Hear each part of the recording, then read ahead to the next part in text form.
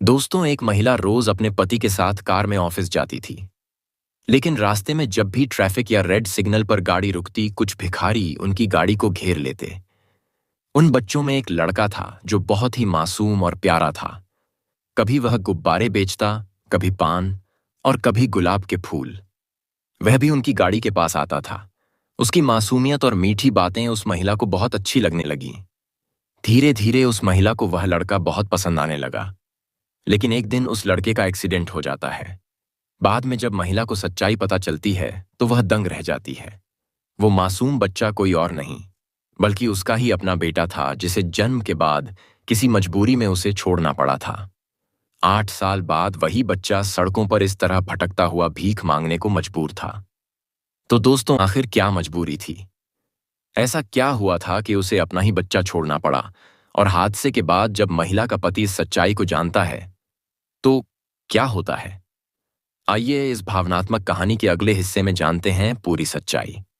लेकिन वीडियो में आगे बढ़ने से पहले आप सभी से अनुरोध है, वीडियो को लाइक करें और हमारे YouTube चैनल को सब्सक्राइब जरूर करें। दोस्तों, यह एक मां और उसके बेटे के दिल को छू लेने वाली कहानी है। यह कहानी दिल्ली की है। एक व्यक्ति था जिसका नाम आदित्य था। बाजार में उसके एक कंप्यूटर की दुकान थी। वह बदरपुर बॉर्डर के पास रहता था। रोज वह बदरपुर से अपनी पत्नी अनन्या के साथ कार में दुकान जाता था। रास्ते में जब भी ट्रैफिक सिग्नल पर गाड़ी रुकती, खासकर नेहरू प्लेस के रेड सिग्नल पर, बहुत सारे बच्चे गाड़ियों को घेर लेते। कोई पैसे मांगता, कोई कुछ बेचता तो कोई शीशे साफ करता। लगभग 810 बच्चे होते और कुछ बुजुर्ग महिलाएं भी। उनमें एक लड़का था जिसका नाम शिवांश था। उम्र करीब 10 या 11 साल। वो गुब्बारे बेचता था। एक दिन वह आदित्य और अनन्या की गाड़ी के पास आया। उसने अनन्या को देखकर कहा, आंटी, गुब्बारा ले लीजिए। अनन्या मुस्कुराई और बोली, गुब्बारे का मैं क्या करूंगी? शिवांश बोला, अपने बच्चे को दे दीजिए। अनन्या हंसते हुए बोली, जब मेरा बच्चा इस दुनिया में आएगा तब तक तो यह गुब्बारा फट जाएगा। उस समय वह 6 पिया कनाए महीने की गर्भवती थी। शिवांश बोला, आंटी, नहीं फटेगा। अगर आप इसे छोड़ेंगे नहीं तो यह कभी नहीं फटेगा। अनन्या को उसकी बात बहुत प्यारी लगी। उसने कहा, तुम बहुत प्यारे बच्चे हो। अच्छा, मुझे एक गुब्बारा दे दो। उसने 2 गुब्बारे लिए और सिग्नल हरा होते ही वे आगे बढ़ गए। कुछ दिनों बाद फिर जब गाड़ी वहां रुकी, शिवांश फिर आया। लेकिन इस बार वह पेन बेच रहा था। अनन्या ने खिड़की नीचे की और कहा, क्या बात है, आज गुब्बारे नहीं बेच रहे हो? शिवांश बोला, आंटी, गुब्बारे फट जाते हैं तो नुकसान हो जाता है। आज आप पेन लीजिए। आर्ची में 10 पेन। अनन्या को पेन की जरूरत नहीं थी, लेकिन उसने फिर भी पेन खरीद ली। धीरे धीरे अनन्या और शिवश के बीच एक प्यारा रिश्ता बन गया। वह जब भी वहां से गुजरती, कुछ न कुछ उससे खरीदती और चुपके से उसे 100 या आर्स 200 भी दे देती। वो बच्चे की मासूमियत और मीठी बातों से बहुत प्रभावित थी। लेकिन एक दिन जब उनकी गाड़ी रेड सिग्नल पर रुकी, शिवांश वहां दिखाई नहीं दिया। अनन्या उसे ढूंढने लगी क्योंकि वह चाहती थी कि गाड़ी रुके और वह उससे बात करे। लेकिन जैसे ही गाड़ी रेड सिग्नल पर रुकी, शिवांश कहीं दिखाई नहीं दिया। तभी 2-4 बच्चे दौड़ते हुए आए और बोले, मैडम, आप शिवांश को ढूंढ रही हैं ना? अनन्या बोली, हाँ, शिवांश कहाँ है? वे बच्चे बोले, शिवांश का तो एक्सीडेंट हो गया है। यह सुनते ही अनन्या की आंखों में आंसू आ गए। वह घबरा कर बोली, क्या कह रहे हो? कैसे हुआ? कहाँ हादसा हुआ? बच्चों ने बताया कि वह जब घर से यहां आ रहा था तब एक गाड़ी ने उसे टक्कर मारी और भाग गई। शिवांश संगम विहार की झुग्गियों में रहता था। यह घटना 2018 की थी। अनन्या ने पूछा, सकी हालत कैसी है? बच्चों ने कहा, है पता, लेकिन कहां जा रहा था कि बचने की उम्मीद बहुत कम है। उसका सिर फट गया था। यह सुनते ही अनन्या बोली, क्या तुम लोग मुझे उसके घर ले जा सकते हो? वे बोले, हाँ आंटी, वह तो मेरे घर के पास ही रहता है। अनन्या ने आदित्य से कहा, आदित्य, मुझे यहां उतार दो। मेरा मन नहीं मान रहा। मैं उसे देखने जाऊंगी। आदित्य बोला, ठीक है, तुम जाओ। मुझे दुकान खोलनी है। जो भी हो मुझे फोन करना। इसके बाद आदित्य ने उसे वहां उतार दिया। अनन्या ने एक बच्चे को साथ लिया और ऑटो रिक्शा से संगम विहार पहुंची। वहां पहुंचने पर उसने देखा कि एक बुजुर्ग महिला बाहर बैठी है। उसे देखकर अनन्या हैरान रह गई, क्योंकि वह उस महिला को अच्छी तरह जानती थी। बुजुर्ग महिला ने भी अनन्या को पहचान लिया और उसे देखते ही फूट फूट कर रोने लगी। उन्होंने कहा, मैं तेरे बेटे को बचा नहीं पाई। यह सुनकर अनन्या चौंक गई और बोली, क्या मेरा बेटा शिवांश था?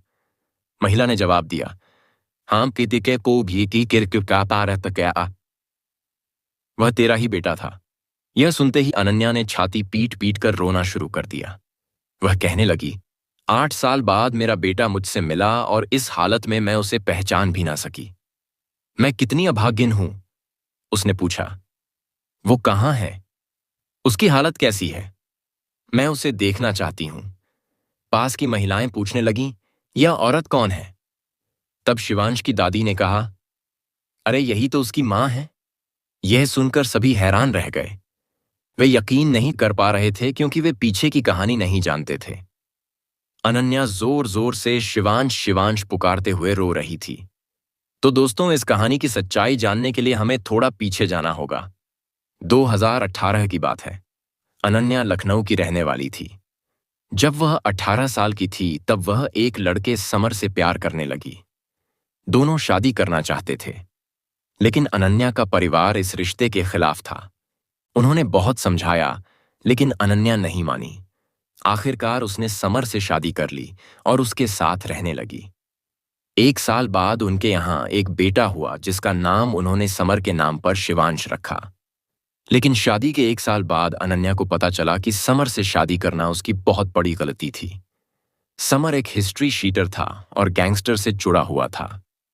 एक दिन जब अनन्या ने उसे समझाने की कोशिश की, वो नहीं माना और फिर एक दिन उसके दुश्मनों ने समर की हत्या कर दी। अनन्या को पहले से एहसास था कि ऐसा कुछ हो सकता है। उसने सोचा, अब मेरा बेटा है, मैं उसके साथ अपनी जिंदगी गुजारूंगी। लेकिन शादी के 2.5 साल बाद उसके माता पिता, जो उसकी शादी के बाद उससे बिल्कुल भी बात नहीं करते थे, वापस आए और उसे समझाने लगे। उन्होंने कहा, बेटी, जो हुआ उसे भूल जा, तू अभी जवान है। हम तेरी दूसरी शादी कर देंगे, लेकिन शर्त रखी, तुझे इस बच्चे को भूलना होगा। अनन्या ने कहा, मैं अपने बेटे को नहीं छोड़ सकती। लेकिन माता पिता बोले, अगर यह बच्चा रहेगा तो कौन तुझसे शादी करेगा? शिवांश के दादा दादी ने भी कहा, तू शादी कर ले, बस की पेका रह गए। हम इस बच्चे को पाल लेंगे, यह हमारा खून है। अनन्या ने बहुत सोच विचार के बाद शिवांश को छोड़कर अपने माता पिता के साथ चली गई। जाते समय वह इतनी बुरी तरह रोई कि आसपास के लोग भी रो पड़े। उसके माता पिता ने उसके लिए आदित्य नाम का एक अच्छा लड़का चुना। आदित्य से मिलने के बाद रिश्ता पक्का हुआ और शादी हो गई। लेकिन आदित्य के परिवार से अनन्या का अतीत छुपाया गया। उन्हें बताया गया कि अनन्या अविवाहित है। आदित्य दिल्ली में रहता था। उसका परिवार पढ़ा लिखा था। अनन्या से शादी करके आदित्य बहुत खुश था, क्योंकि अनन्या बहुत सुंदर थी और जीवन की कठिनाइयों ने उसे परिपक्व बना दिया था। आदित्य उसे बहुत प्यार करता था। शादी के बाद वह बदरपुर के एक फ्लैट में रहने लगे। आदित्य की नेहरू प्लेस में लैपटॉप की दुकान थी। अनन्या भी उसके साथ दुकान चलाने लगी। कुछ कर्मचारी भी थे और उनकी आमदनी अच्छी थी।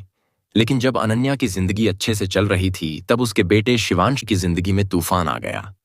शिवांश के दादा का देहांत हो गया। दादा के मरने के बाद परिवार के लोगों ने कहना शुरू कर दिया, इस बच्चे को इसकी मां छोड़कर चली गई, अब तुम क्यों इसे अपने पास रख रही हो? इसे किसी अनाथ आश्रम में दे दो। लेकिन शिवश की दादी ने साफ इनकार कर दिया। उन्होंने कहा, नहीं, यह मेरा समर है, मैं इसे कभी नहीं छोड़ूंगी। परिवार में हर दिन इसी बात को लेकर झगड़े होने लगे। एक दिन शिवश की बुआ यानी पिताजी की बहन वहां आई और उन्होंने देखा कि बच्चे को लेकर बहुत परेशानी हो रही है। उन्होंने दादी से कहा, मां, अगर इतना झंझट है तो बच्चे को मुझे दे दो। मेरे 2 बेटे हैं, मैं इसे दिल्ली ले जाऊंगी। लेकिन दादी ने कहा, नहीं, मैं किसी पर भरोसा नहीं करती, वो मेरे साथ ही रहेगा। तब बुआ ने कहा, ठीक है, तो आप भी मेरे साथ चलिए, जो मैं खाऊंगी वही आप भी खाएंगी। इस तरह शिवांश अपनी दादी के साथ दिल्ली आ गया। बुआ संगम विहार में रहती थी। वह यहां वहां मजदूरी करती थी। धीरे धीरे समय बीतता गया। जब शिवांश 8 साल का हुआ, उसने देखा कि कुछ लड़के रोज पैसे कमा कर लाते हैं। उसने उनसे पूछा, तुम लोग पैसे कहां से लाते हो? उन्होंने बताया, हम दिल्ली की सड़कों पर रेड सिग्नल पर जाकर गाड़ियों के पास पैसे मांगते हैं। शिवांश के मन में भी यह बात आई। इस बीच उसकी दादी की तबीयत बिगड़ने लगी और उसके फूफा यानी बुआ के पति शराबी थे। वह रोज झगड़ा करते। शिवांश ने कहा, मैं भी तुम्हारे साथ चलूंगा, लेकिन दादी ने मना किया। उन्होंने कहा, भीख मांगना बुरा काम है, तू मत जाना।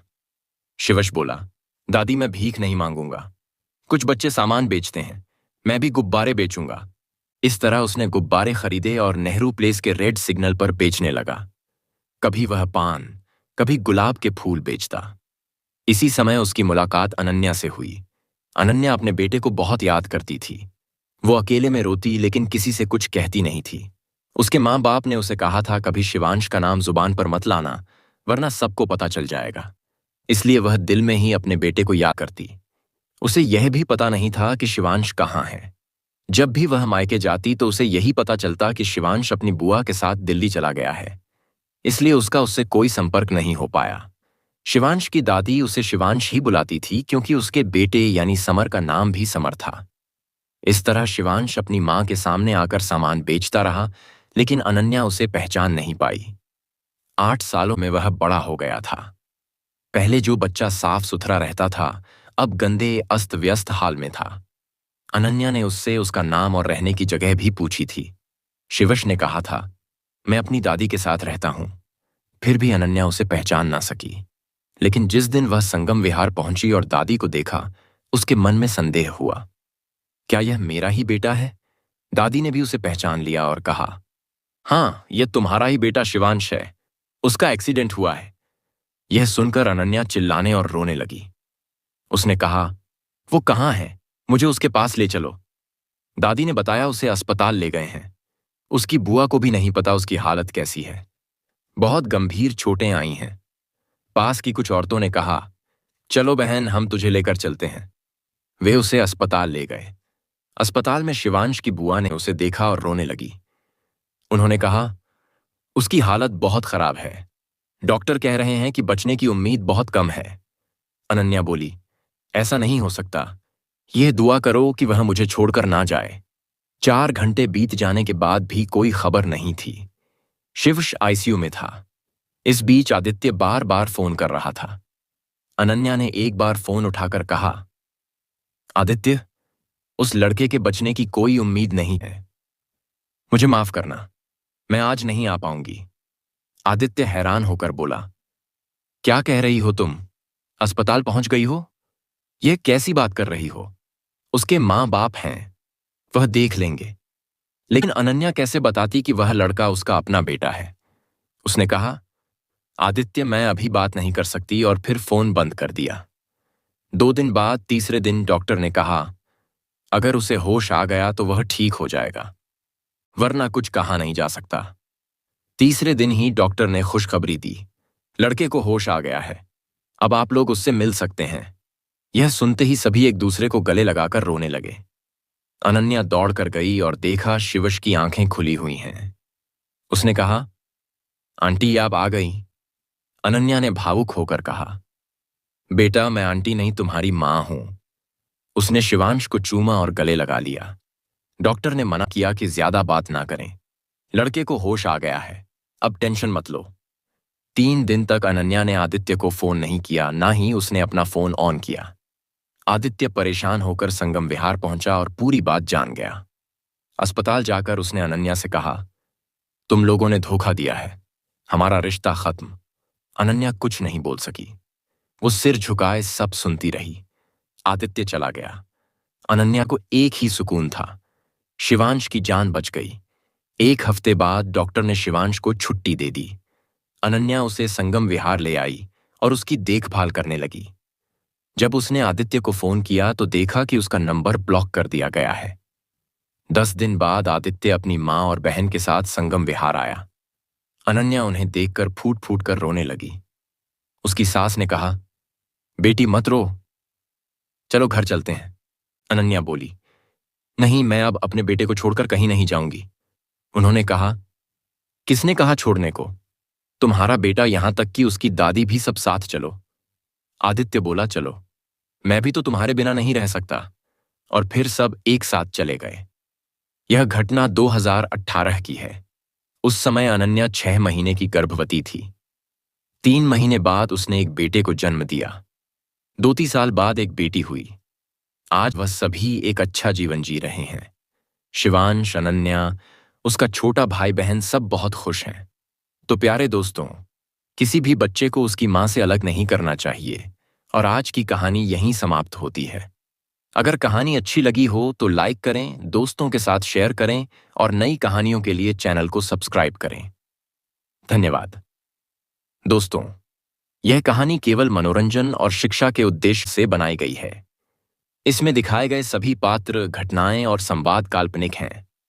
किसी भी वास्तविक व्यक्ति, संस्था या घटना से इनका कोई संबंध नहीं है। कृपया इसे केवल कहानी के रूप में देखें और इसका आनंद लें। हम किसी की भावनाओं को ठेस पहुंचाना नहीं चाहते। धन्यवाद।